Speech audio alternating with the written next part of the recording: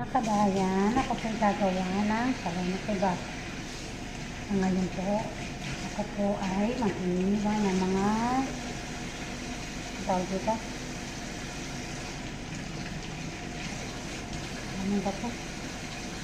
Nakalimutan ko po ang pangalan nito. Para po yung sa Pilipinas po. Kisbara. Mag-iiwa tayo ng kisbara. At chebes. Pero nakapag-iwa na rin po ako ng mga sasahog. Okay. Tamang luto mga kabayan. Kabayang-bayan. Okay.